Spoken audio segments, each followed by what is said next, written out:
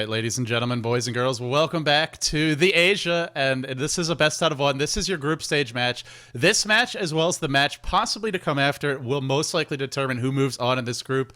There are 6 teams in the group. Only 2 of them can move forward. LGD, N9, and MUFC, the 3 teams we would expect to do so as we take a look at that group, but there could be spoilers. LGD lost to MUFC earlier, so if they lose this match, then almost certainly it will be N9 and MUFC that move on. I'm LD of Beyond the Summit, bringing you the Asia, brought to you by quite a few sponsors. As you'll see on the in-game overlay, I'm joined here today by none other than Merlini, who apparently never sleeps. It's been a long day. It's been a long day indeed. And, well, Merlini will be joining me tomorrow for Star Ladder, so hopefully he doesn't need too much because he's not going to get a lot. But this should be a good game. LGD and N9. N9 is a team that has sort of struggled in the Asian scene. They played in G1. They've had some roster changes since the International. They now have 2 Malaysian players on the team in FCFC and Winter, formerly of Orange. FCFC, formerly of Invasion Red. I say formerly, but now N9 is actually, at least for the rest of this year, mainly for the Asia, sponsored by Invasion Red to some degree. So I guess he's back in the fold in that sense. It should be an interesting match. Going into this tournament, I think pretty much everyone would have just expected it to be... Whoops. Yeah, sorry about the overlay, guys. The overlay is now fixed, though. You can see the draft. Sorry about that. But pretty much at this point, yeah, LGD, they would be the heavy favorites coming into this tournament, but have not really performed amazingly well, losing the series to MUFC and looking kind of vulnerable. So what do you think about the draft we have so far? Sniper and Alchemist getting banned. These are not common carries, but Invasion Red or Natural 9 has run the Sniper earlier today, apparently with success. Yeah, very different from the Western scene.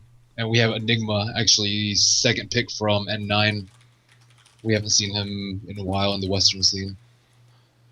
Well, it's an unusual. it's a hero that used to be very popular in Asian Dota. I guess way back in the day, really before Smoke of Deceit got introduced, because then he's very strong in lane, but obviously susceptible to ganks. He won't be there, and as we look at N9, they are lacking a carry. That's something they'll have to get their hands on. Earlier today, they did play a Phantom Assassin. That was against sort of one of the lesser teams in this group, and something to keep an eye on. But yeah, what do you think as far as the rest of the draft? Any heroes that you would have your eye on for either of these teams? Well, there's still a Wisp in the pool, so if they wanted to do Wisp Sven, Sven Wisp will give Sven the early game he needs, and then later in team fights, Magnus plus Sven will just totally demolish if they catch any heroes out of position. And it looks like they picked up a Faceless Void, so they're very heavy in the melee category, and they do have very sufficient late game with Sven and Void. And I'm glad it looks like a support Sven as we see the Void and Mag being picked. Probably some sort of tri-lane with the Sven Keeper of the Light +1 for LGD. It's a melee heavy lineup, and I'm glad you brought that up because Enigma can be one of the best heroes to punish that. Melee heroes tend to clump, and that's where Black Hole can strike. So something to keep an eye on. Also, that Boar in the mid game can be somewhat annoying, although Warcry will to some extent negate that move speed slow. But Invasion Red, or Natural 9 rather, God, I'm going to get those mixed up all game long. They do have some ways to kind of counter those melee heroes. So it looks like neither Darkseid nor Wisp have been picked nor banned. I guess they don't really view them as strong as people in the Western scene. So N9 actually picked up Lina, very strong combo with Black Hole. They can snipe heroes easily with Primal Roar and Lina. And Primal Roar also splits up melee heroes as well. A lot of people forget about that aspect of his ultimate, but if melee heroes are positioned next to each other, they will get pushed away with their Roar. It's not certainly not the main reason that you pick Beastmaster, but like you said, it can just be disruptive in these team fights.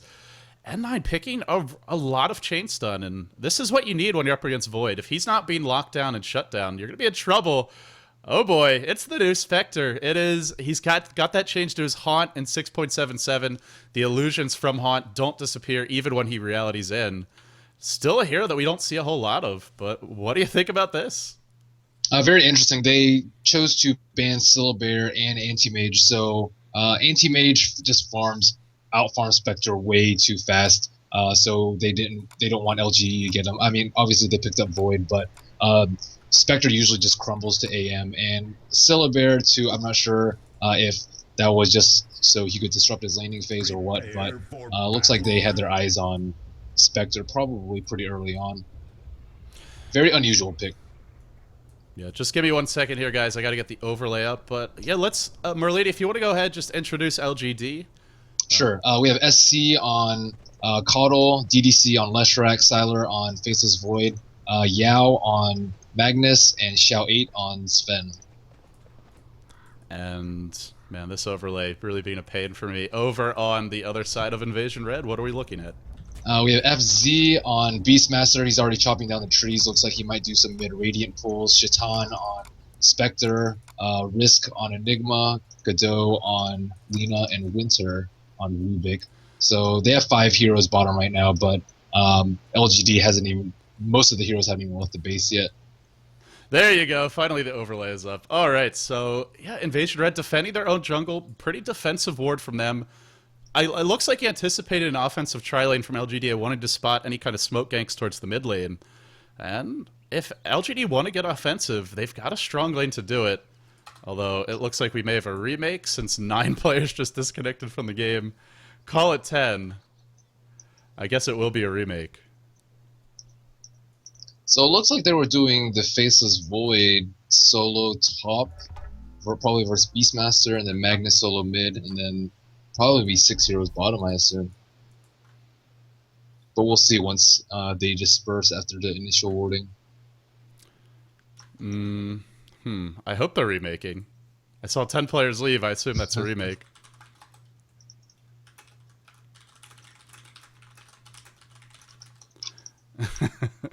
Well, while we have a moment, offensive tri-lane most likely with Keeper of the Light, Leshrac, and Sven, if I recall correctly.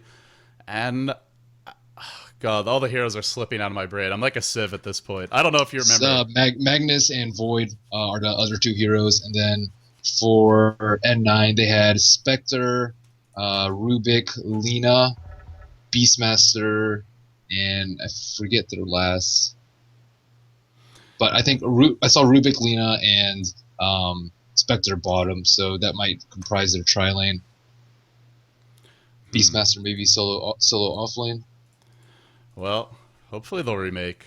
This will be the first time ever that I've seen 10 players disconnected. The game isn't remade, but still the admin is inside the game. Fortunately, I couldn't understand what they were saying. It's either like Russian or they're speaking Chinese, or like earlier it's like they're speaking Russian, you can't see what Vlad's saying, and then now they just speak in Chinese and you can't see what they're saying either. So we don't actually know what happened or what the reason was for the remake. Yeah, guys, give us 1 second. We'll try and sort this one out. Oh yeah, the last hero was an Enigma. So, Enigma, Lena, Rubik, Spectre, and Beastmaster. Yeah, a lot of heroes that could deal with that big melee clump up combo, but at the same time, it's Mag, Sven, and Void. That is a fearsome trio. A lot of AoE. I wonder who they're going to put mid versus Magnus. I think it's more common to see Rubik, but Lena's not a terrible option either. Enigma's probably going to sit in the jungle, and then I'm assuming Lena will probably be babysitting the Spectre bottom. But she's going to have a really rough time versus the tri-lane if she doesn't get a lot of backup from the Enigma. She's very fragile. Spectre can't protect Lena at all, especially at the early levels. So I think it's going to be really difficult for the Spectre to actually get farm. He's against an aggressive tri-lane with Caudle, Sven, and Leshrac. So I doubt he's going to be able to touch creeps for a while because, simply put, LGD's tri-lane is just much stronger. So they're going to be scrambling to try and find some way for Spectre to farm. Yeah, and on the flip side, if it's a Void soloing that safe lane, who was the off lane again? Because Beastmaster? Yeah, that's the lane that Void can dominate. So Void would get a lot of farm. Spectre would be shut down. And then, I mean, you got to be pretty happy if you have that offensive tri-lane in your LGD. Mm-hmm.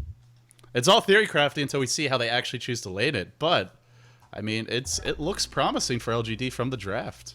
Yeah, Magnus should have the upper hand middle. He can skewer if he really wants to, get the runes. Shockwave is very, very strong for last hitting and for harassing. So I would give Magnus the upper hand in middle just by matchup alone. Void, definitely top, especially if he got pulled. I'm not exactly sure if he got pulled any tangos. He probably did from the Karo or the Leshrac. And then bottom lane also seems like is in LGD's favor. So just looking at the heroes and what we predict the lanes to be, then it looks like LGD has upper hand early, but I'm sure N9 has some plans up their sleeve to get Spectre to the late game, which he needs. He needs Radiance, Diffusal, Manta, all those kind of items to be a decent force late game. Yeah, that's something worth talking about. Is what is Spectre going to go for? With Radiance is the traditional way to play him, but do you really want to go late game against that RP Chrono Void combo? Void is he's one of the hard carries that can out carry a Spectre late game, although it does come down to things like buyback the supporting cast. But I mean, do you even look to go for that, the cheap cost effective items like the Diffusal Blade, the Vitality Booster over something like the Radiance? It's something to consider anyway, and obviously that Purge is pretty strong against any sort of melee carry, can remove something like Empower as well, so... Well, the thing is, this game is almost certainly going to go long if N9 is going to win, because LGD has a coddle, so they can just simply, spam down the waves very easily. Shockwave and Illuminate will just completely obliterate a creep wave, including conversion. So they don't really have any strong pushers. Enigma's decent, but again, they have coddle, they have Shockwave, they have Leshrac, they have Sven, they have a lot of AoE to deal with the early pushes. There's no way that N9 can end this game in 20-25 minutes unless they hugely outplay LGD, which I doubt is going to happen. So we're most likely going to see like at least a 40-minute game if N9 is going to win. Right. LGD can easily crush N9 if Mag gets a very fast blink and then they just get a couple of good RP, Stormbolt, Chronosphere combos, and it's over for N9. So it's really on N9 to delay the game until 40 minutes and ensure Spectre has that farm. That's got to be a concern then, because farming that relic is one of the hardest things to do in the game. Not so much necessarily for other common Radiance carries like a Lone Druid who's just very tanky and doesn't really need any other items, but Spectre can't really rush the relic naked. He's got to get at least something like Tranquil Boots, maybe Reign of Aquila, Vitality Booster, something to help him tank up a little bit, and then farming that 3,800 gold when you're up against so much lockdown, so many hero killing good gankers in the mid game like the Mag, the Sven, the Leshrac. Can he get that relic in a reasonable time frame? Yeah, I don't. I really hope he does, because I want to see an interesting game. But it is going to be very, very tough for him. Like maybe if he was against like a sack lane, like a sacked bounty hunter or something like that, he could farm it. But it's going to be very, very difficult for him if LGD applies constant pressure to Radiant safe lane. Someone in the chat reminds me Spectre is a chick. I'm referring to the player who is male, but that's a fair criticism, I suppose. Some people are, I don't know how you feel, but some people are really picky about their genders for heroes. Like I had someone raging at me for calling Wispa he, or maybe I was calling Wispa she, and there's some debate about this. Where do you fall out on gender roles in the world of Dota? Yeah, I'm not sure about some of them. Like, is Wisp actually female, or like Puck? They seem a little bit gender neutral to me, at least those two. Spectre maybe too. I'm not sure. Now, Spectre's name was Mercurial. I don't know if that's a girl's or a guy's name. Well, both genders can be Mercurial. I think we as men would say the women a little bit more so, but that may just be our own biases speaking. Mm-hmm. And you're being very politically correct and diplomatic and avoiding the whole topic entirely. Smart man. Wow, this will be really surprising in a lot of ways. For anyone who's just tuning in to the Asia, wondering what's going on. Well, LGD right now, they lost their match to MUFC. We'll take another look at the groups while we wait for this game to load for round 2. And hopefully it'll just be an AP remake. We'll get underway quickly. But LGD, the only Chinese team representing the only Chinese representative at the Asia, and coming into SMM, it was really Chinese dominance across the board in Dota 2, winning the International 2, having, I want to say, all 5 of the Chinese teams there, I think there were 5, placed in the top 8, which was, pretty remarkable. 7 out of the top 8 were Asian teams. And then we went to SMM, and there wasn't really any strong Chinese representation, but there were 4 Pinoy teams that finished top 4. That's Dota 1, of course. That is, a different game, and we didn't have IG, LGD, but if LGD gets knocked out here, then it would be one of the first major Asian tournaments where it's not taken by a Chinese team. So pretty interesting storyline from that respect. Well, what other teams are participating in this league? I haven't been following it as closely as you have. Well, we'll look at the groups. I'm sure a lot of people are curious. I think the most notable teams, LGD, MUC, and Natural Night in Group A. Natural Knight, formerly known as Absolute Legends. They're that Oceanic Australian team. Now they have 2 Malaysian players, FCFC and Winter. And then on the other side of Group B, Zenith, Orange Esports, Enmyth, Trust, maybe TNC Peggy Big, who's the Pinoy team. Those are sort of the 4 teams in Group B that look to be more competitive. That Group B is a lot more tight-knit, and I could see, I think, anyone except for Jonet potentially advancing out of that group. But we'll see if it actually happens. This is going to be one of the closer tournaments, and also the format's a little bit unforgiving. It's best out of ones for the group stages, which all happen today, and only the top 2 teams out of the groups move forward, and each group has either 6 or 5 teams, so only 2 out of 6 or 2 out of 5 move forward for Group A and B. Don't ask me why they're lopsided, it's kind of strange, but it's an unforgiving format. Even the group stage matches are best out of 1, and then tomorrow with the playoffs, pretty unforgiving as well. Single elimination, best out of 1s until the grand finals, which is only best out of 3. So it's one of those formats where spoilers and upsets are incredibly possible. Yeah, people definitely prefer best of 3 format because some people view, like, first pick way stronger than second pick. For example, if there's 5 imbalanced heroes in the pool and you ban 4 of them, you have to give one up. Some teams have tried to avoid that by just keeping at least 3 of them, so the second team can get 2. But there's always been some nuances in the drafting phase, so that BO3 is usually the best format to go. Well, speaking of that, this is going to be our remake, so let's go ahead and reintroduce the players, get ourselves situated with this game. It is going to be what looks like an offensive tri-lane for LGD with a farming Sven. Xiao8 playing that Sven, the captain for the squad, known sort of colloquially as Director 8 for his ability to kind of direct the action in the game and try and force his opponent's hand. DDC on that support Leshrac. DD, also known as SC, playing that Keeper of the Light. LGD, these guys, they're actually not having Xiao8 mid, which is something he's been doing a lot. They've switched the roles up a little bit here and there, but now it's going to be Yao solo mid on one of his new signature heroes in the Magnus. And last but not least, it is Sylar, the hard carry for LGD, playing that safe lane Void.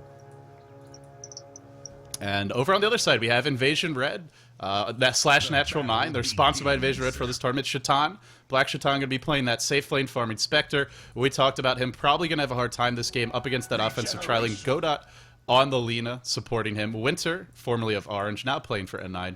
He'll be supported as well. FCFC is the solo mid Beastmaster up against the Mag, and then the off-lane Enigma, that'll be Risk.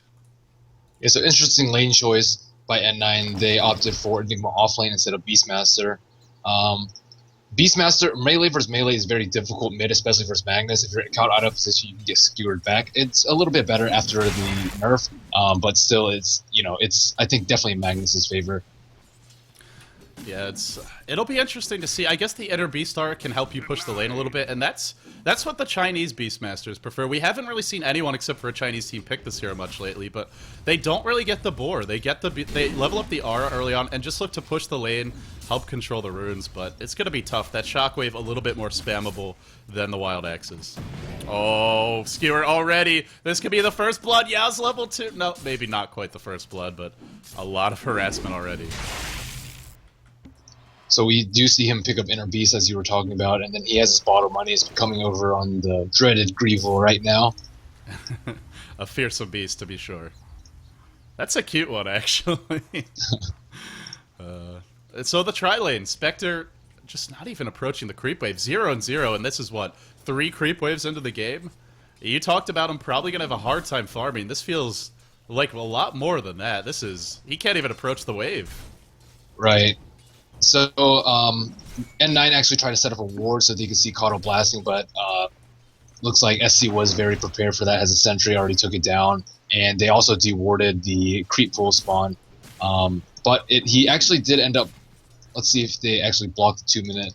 DDC can just run in there. Oh, look at the Caudal. Caudal just eats a tree and just stands there to block the spawn because he knows it is dewarded. So they're not getting any farm in this bottom lane. Spectre is still 0-0. There's no creeps that have spawned in the pool camp, and it just looks like Sven's just getting all the free farm that he likes. The good news, I suppose, is Beastmaster is winning that middle lane for the moment, although, as I say that, Magnus will be picking, so they have bottom lane. There's a Stormbolt. They start off on Shaitan. They illuminate, doing big damage, but a nice Light Strike Array, followed up by the Telekinesis. Shaitan lives, but they can just reset, reload, and keep on doing that. The beauty of that Keeper of the Light in the tri-lane is, once he gets a couple of levels, he's still level 1, that Chakra Magic just fuels the aggression. But they do keep the Spectre alive. Yeah, it's very important that Spectre does not die in this lane. Oh, right as you say that, they go in again. But without the Illuminate, they're not actually going to commit. It's actually much easier for them to kill the supports because if they go on Shaitan, then they have Telekinesis, which is the AoE stun, and Light Strike Array to try and back them up. If they went on one of the supports, they'd almost instantly be dead. Granted, they are ranged, so their position's a little bit better. But if they wanted a really easy kill, they could just kill the range. But, you know, killing Spectre is far more important than killing the supports. The one lane we really haven't looked at all is going to be that top lane. Risk playing that Enigma has 10 denies, and I believe that 10 that we see at the count doesn't actually include the creeps he denies with conversions, so it's even more than that. But in spite of that, it's still a solo melee hero in the Void. He's going to get quite a bit of farm. He was pulled that region that you mentioned. He's a little bit underleveled compared to what he would be against a hero besides Enigma or anyone with less denies, but getting more than the Spectre, that's for sure. Mm-hmm. He attempted a creep pull. It's much more difficult to creep pull since the since the recent changes. He tried to creep pull that Centaur camp to the lane, but was unable to do so.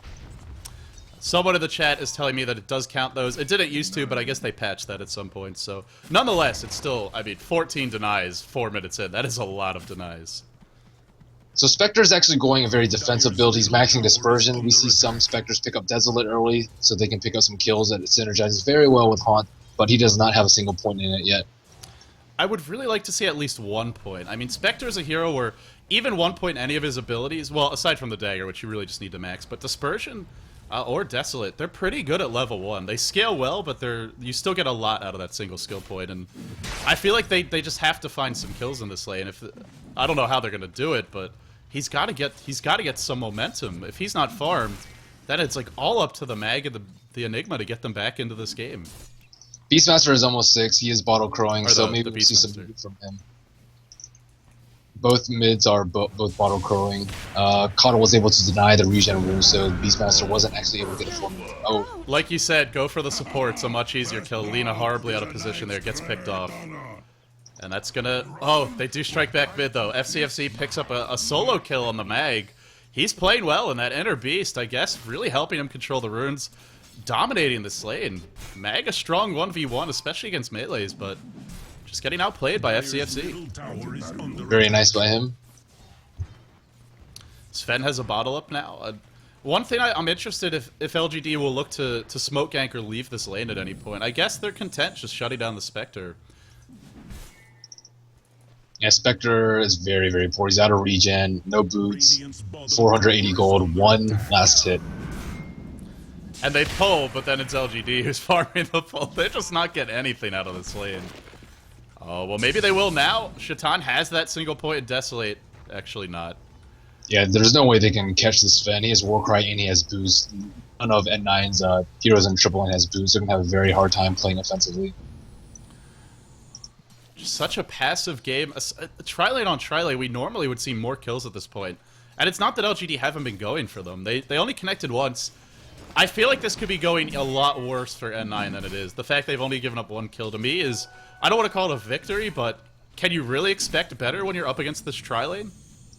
I mean, Spectre hasn't died, so yeah, I mean, they have some minor victories here and there. But overall, given the hero matchup, it was certainly a loss. They've, like, minimized the losses. They only gave up 1 kill so far in a first blood. But poor Risk. Chronoed first, and Mag is going to skewer him back to secure that kill.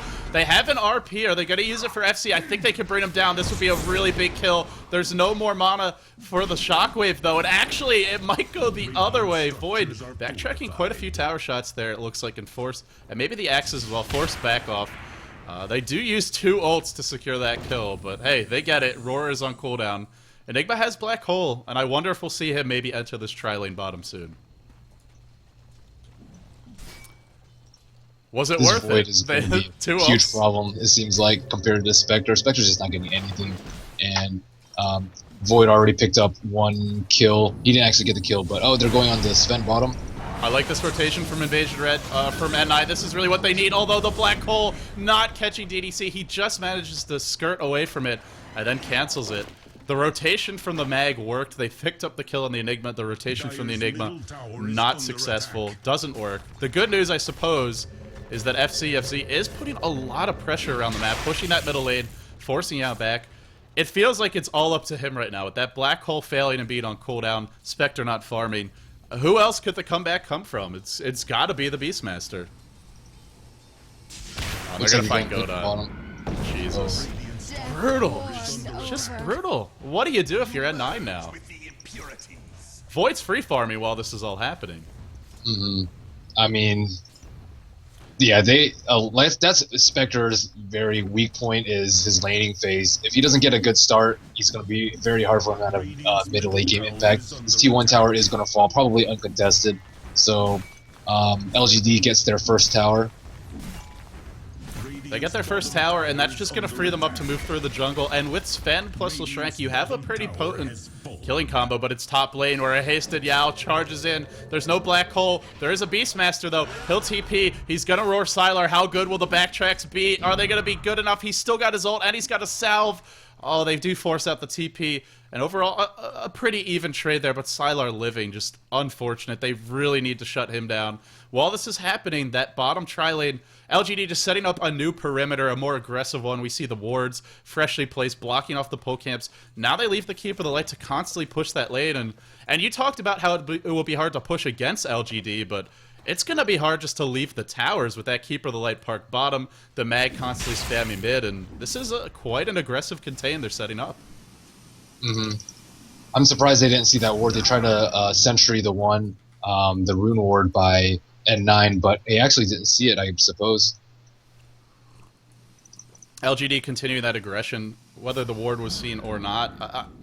I guess N9 spotted this, so they'll sit back, but even then, they're keeping the Spectre from farming, and it's not like there's someone else who's going to be a massive threat, at least not an obvious one, getting free farm. And it's also forcing the supports, they're not even in experience range. Slowly they work down this tower, and if this tower falls, then you're really looking at a very restricted map for that Spectre. Where is he going to go to farm? Is he ever going to farm this game? I wonder if LGD are going to give him any sort of an opening. LGD is smoked, and it looks like Sven and Leshrank are looking for an opening on any hero that extends, just 800 range past the tower. Looks like they're making a move on middle.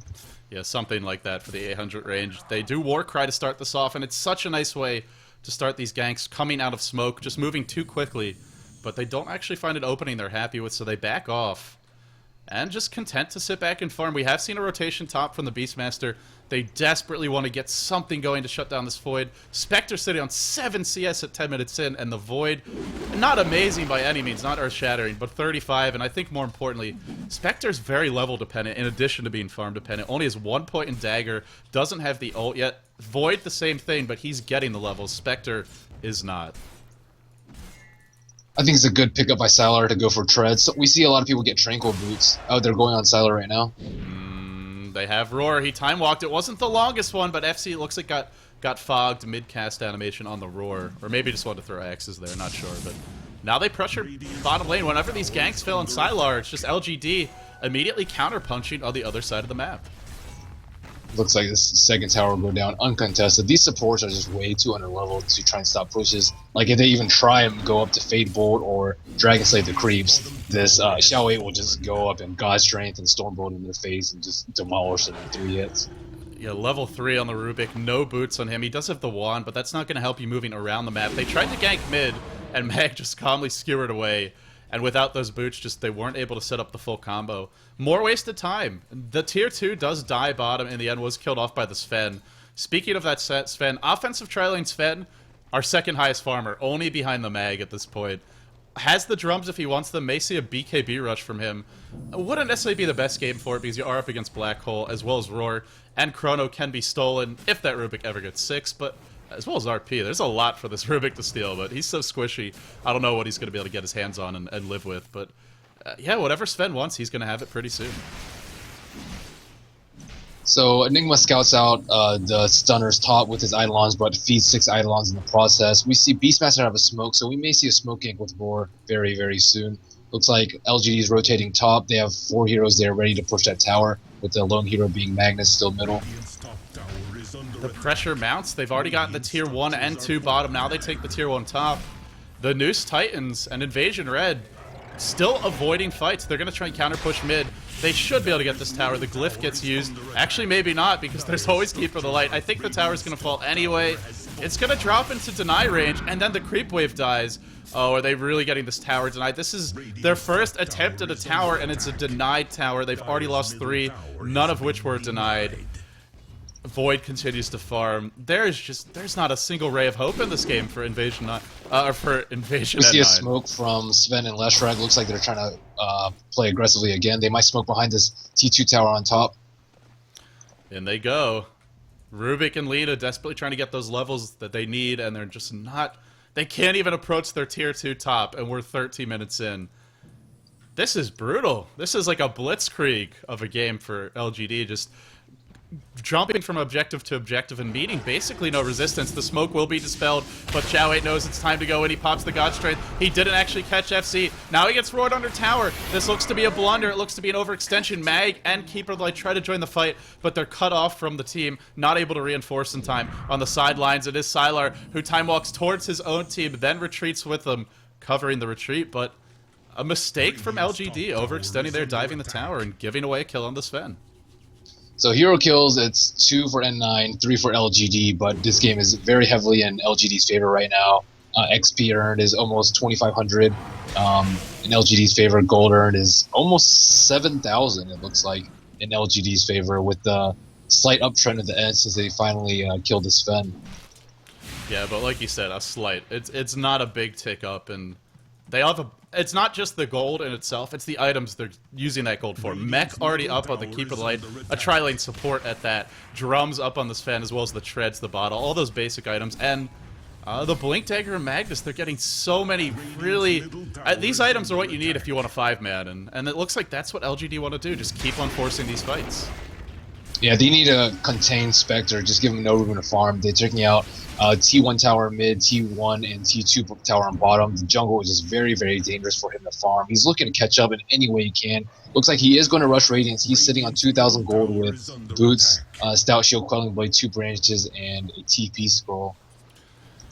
This Spectre, even if he gets the relic, he's just, I feel like I think he dies to just 2 nukes, a Stormbolt, and maybe a stun, one more. They catch out FC right as the tower dies. It was denied by the Eidolons. A nice play from Invasion Red, or from Invasion N9, I should say. But is it really enough? I mean, it's a tower deny, but they give up yet another kill. And that's on the one hero who's been having an impact this game. That's the Beastmaster. And LGD, they're just parked in this middle lane. Why leave? They have the Arcane Boots, they have the mana. Actually, they don't have Arcane Boots, but it seems they don't need them because they have Keeper of the Light. And the push and they continues. have the Urn as well. Are they So ever going to Edict just leave this crushed lane? tower. Edict, Leshrac actually went 1 point at Edict, 3 in Lightning Storm, and 2 in Stun. So it depends. Like Lightning's very good for laning phase, and Edict's very good for the pushing phase. So it seems like he switched. Sylar getting close to that Battle Fury in the top lane. This is systematic. This is... They're relentless. LGD, they started off with the offensive tri-lane. What did they get? Their first tower at like 5 or 6 minutes, maybe a little bit later. And since then, they've knocked down an additional 4. And now they're looking at the last outer tower. I think this is even faster than what we saw in that game yesterday, where there were like 6 towers dead in 18 minutes. And once these towers are down, Roshan is open. The big team fight that LGD has that N9 have to be concerned about is... It's pretty much there. Mag, almost level 11, has the Blink already. Void, getting close to that level 2 Chrono. This is such a death ball, and I don't know that even a Spectre with a Relic, they're going to have to find a remarkable opening to get back in this game. Yeah, I think even once he gets his Radiant, it's still going to be very, very tough. Like, LGD can just Ancient stack, you know, with Cleave and Empower and Battle Fury, they can take those out very, very easily. They have control of both jungles, and, you know, they can pretty much just farm like 70% of the map without N9 really able to do anything. Their supports are not even level 6 yet. It is 17 minutes in the game. Rubik and Lina are still level 5. FZ, the Beastmaster, is still not level 11. He is the highest level on Radiant side. Shaitan as Spectre, level 9. Let's see his Radiance status. He's 3,000 gold, so, you know, he's been playing very, very safe. He hasn't died, which is very good, but, you know, I don't know if his Radiance is going to make that big of a difference. Yeah, I mean, Spectre Radiance, sometimes it just completely turns the game on its head, but LGD, they have that Urn, which will help if Spectre doesn't actually find kills with the Radiance Burn, and then they've also got the Mech, a pipe if they want one. We see a smoke gem. Beastmaster picked up a gem. He's looking for some kills. They smoked up. They're looking to gain Sylar on top.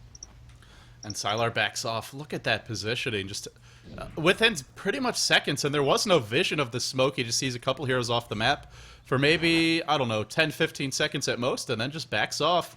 And if they had the tier 2 up top, maybe it's something that they could contest. At least he wouldn't be able to farm there. Instead, he pushes the lane all the way to the base. This opens up the Roshan, and N9, just no way to contest this. Not even going to bother. They don't have any vision in that area. Beastmaster's Hawk is on top lane trying to find Sylar. Sylar gets recalled to Roshan. This is really one of the, I think one of the most underrated features of Keeper of the Light is the fact that it turns your carry into, not quite into a Spectre, but similar to him in that he can farm one side of the map and then join the fight almost instantly as long as there's no one there to do damage and cancel that callback from the Keeper of the Light. And LGD take advantage. He pushes top lane all the way in. He farms the creeps in his own jungle, and then is pulled back into the Roshan pit to get that Aegis just as it dies. I agree. That's a very underrated feature of Kato. Most people just look at him for the chakra and the illuminates, but the recall is a very, very powerful skill. And it's also, I mean, it's got a fairly low cooldown, I believe. Spirit form, yeah, only a minute once he gets level 16, and I think the recall's less than that. So it's something. So this is indeed a sports fan. He's going treads, drums, Vlad's. Vlad's just for Faceless Void. Faceless Void is going to get huge amounts of farm when he gets power and Vlad's and Battle Fury, and then the setup stuns. He's just going to demolish these team fights. Looks like LGD's pushing T3 in middle. Oh, Rubik does steal. Oh, it's only level 1 Warcry, not what he was hoping for. Would love to get his hands on that Storm, but Warcry it's still a decent spell to steal, but if it's not maxed, it's not nearly as amazing as it could be. So they're having somewhat of trouble pushing up this hill. They need more AoE to try and take down these waves, though. Like Rubik needs to spell steal Lightning Storm or Shockwave or something like that, so they can just get rid of these creeps that are just pounding on the tower right now. And something you can do, which we haven't seen too much of yet from LGD, is you can just use Warcry when your creeps breach the high ground. It allows them to tank the tower a bit longer. Like you saw there, the magic damage from Invasion Red isn't really enough to kill off the waves instantly, and especially if you mech them up, it can just allow them to work the tower. It's a slow, steady siege. Void pushing one lane, can be recalled by that Keeper of the Light, if necessary, to the mid lane, or just walk there. He's pretty damn close. Now they go for it. They breach high ground. They want to get this tower now. What can Invasion Red, Natural Knight do to stop this? In comes the dagger, just slowing them down for a moment. Spectre, does he have that relic yet? He just completed it. It looks like 400 gold on him, but a relic really does pretty much nothing for him. He's not going to be wanting to run into these fights. It's all about that radiance, and it's still not up yet. This is very disciplined from LGD. Even when they're going in, it's not everybody grouping up too much. And, well, there is no Blink Dagger on the Enigma. So really, how are you going to have that big black hole you want? The tower's going to fall without any opposition. Xiao 8 cleans it up. We're looking at 21-minute racks if something doesn't happen soon. And Nine are running out of time. The clock's a-ticking. Void's still in the top lane, banging away at that tier 3. It looks like Illuminate or Chakra may have been stolen there, but I don't know if any spell you can steal is going to be enough. They're just giving this up. At some point, you got to stand your ground, or soon they're going to be fountain camping you. But still, they're sitting back. They know they can't really take a fight. They're hoping for LGD to overextend. Sven still has the Aegis, so even if he dies, he'll be right back and rejoin the fight. And are LGD going to back off? Why bother? I suppose they stay mid. Finally, Sylar decides he's had enough of farming top. He's going to join his team mid. Are we so really? Interesting that they get the age. Oh, they initiate on Sylar. Oh, there's the Spectre Haunt. It's a pretty good time for it. They RP, just risk. They don't want to get Black Hold. He's brought low. He's skewered back into the team. He will fall. He does not have buyback. Nothing stands between LGD and these racks. And that was with what looked like potentially a bad fight for LGD, but they're just so incredibly far ahead. I think N9 just dies here. I think they just lose the game right here, and that looks like LGD feel the same way. Chronoing 2, they're fighting in the shadow of the tier 4s at this point. They may be forced back. Urn on Shaitan and a Shockwave Yao diving that fountain more or less. They get the racks. Only 7 kills, but I mean, you don't have to, this shows you do not have to kill heroes to just win a game in 20 minutes or so. Well, it's... Yeah, poor Spectre. He only has his relic, and he was like 400. He had 400 gold. There's no way he's gonna be able to finish his ratings before this game is over. Oh, quite a change from the games we cast yesterday for Star Ladder, I gotta say, or was it today? No, I think it was yesterday. I mean, such a different pace to this game, but just dominant play from LGD. A very systematic pushing, warding, very aggressive smokes. They just completely contained N9. They couldn't farm anywhere on the map. Like, Spectre could just pretty much farm up the hill right next to his T3, and even then, it's a little bit dangerous. They can always RP and Chronosphere if, like, his team clumps up behind him. I almost want to pin this one, or chalk this one up, just to getting outdrafted, because the way that N9 drafted, I don't know that there was another option for laning it. I suppose maybe they could have tried to dodge the tri-lane and go offensive with the Spectre, but that's not something you would normally expect to do. I mean, how do you feel? Do you think this is a game that N9 could have done better in the laning stage? Like you said, Spectre didn't really die, but he didn't farm either. Yeah, Spectre can't farm anywhere. Like, with their lineup, they don't, like, Rubik's actually not that great of a tri-lane hero because Telekinesis does 0 damage. So, as opposed to Electric Split Earth, at least it does 120 damage at level 1. So, like, he's going to be very underleveled for a very long period of time, and Electric Stun just trumps Rubik's Telekinesis in lane, and then Sven and Coddle just, obliterate the Lina. And then Spectre doesn't have really any good skills in a tri-lane. He's not very tanky. His dagger does meager damage and slows them very little, and it's very hard to hit multiple heroes with it. So their tri-lane was just doomed to fail from the start, I believe. Yeah, unless LGD made mistakes, and they really didn't. There was that one time, I think, where Xiao 8 stunned and Shrek didn't go in because Keep It Light didn't have mana for Illuminate, but that's not really a mistake. It's those things that happens, and there weren't openings. That's what N9, I guess, were banking on. It was just mistakes from LGD, find some haunt kills, get that Radiance up all of a sudden, and then, the snowball can roll the other way, but that's only if you make mistakes. So LGD played more or less a perfect game after having the superior draft. They definitely outpicked N9. They did not have sufficient babysitting for Spectre. Beastmaster did have a pretty good time middle, but I mean, what can he really do? He can't keep all the heroes down. He tried to gank the Faceless Void a couple of times, but even then, you have a free farm with Sven on bottom. You can't keep both heroes down at once. And when they tried to gank top and it failed, LGD just countered by taking T1 and T2 bottom. I guess the other thing, there were some, I don't want to say failed movements, but ineffective rotations from N9. It did seem like LGD, not only were they winning that tri-lane, but even though Mag was kind of getting shut down mid, he was the first one to really strike in another lane. He rotated top. They got that early kill on the Enigma, and it just seemed like everybody on LGD was, really setting the tone for the game. It's always N9 in the defensive position trying to react, and that's normally not a recipe for winning Dota. If you're only reacting to what your opponent's plays, most of the time you're going to lose. Oh, Spectre haunts in. He's got the Radiance, but he just can't fight. The new haunt does a little bit of... Normally, a Spectre haunts in, everybody runs. Definitely not the case this game. He might be able to kill off DDC, though. Chrono was stolen by Rubik. It catches everyone, but where's the damage to follow up that Chrono for N9? There really is none. It was a great Chrono steal. Maybe if this game had gone differently, could have been an up black hole on 2. It's only the one rack standing, but they are holding on to it for the moment. N9 showing some small signs of life, but I don't know. That Illuminate doing a lot of work. Sven gets a pick off. It looks like Spectre dies to him in the end, a long way from home. Winter gonna drop here as well. Probably, no, another nice stun.